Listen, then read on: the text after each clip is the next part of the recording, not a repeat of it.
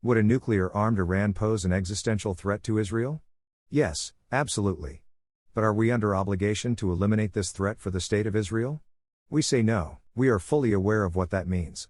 If Iran was to become nuclear capable, and if it was to launch an attack against Israel, we would have little choice realistically of not being drawn in.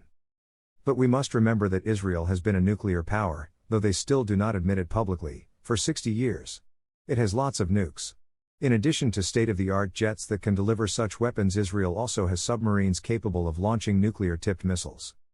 That means that if there was a nuclear exchange initiated by Iran, the chance of Iran winning any such conflict would basically be nil because the Israelis have second strike capability.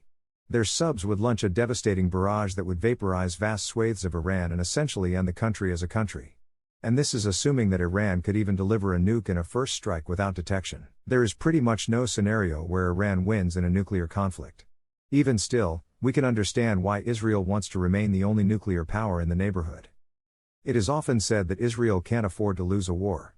If it loses, it ceases to exist. If Iran was able to lob or deliver even just one nuclear weapon and detonate it, tiny Israel would have very little ability to absorb such a blow.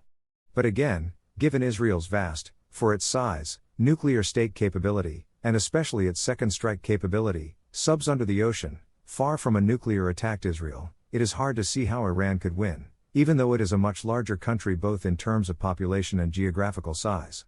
Israel would lay Iran to waste. Regardless, we come back to the question of whether U.S. citizens should die in a war that belongs to Israel.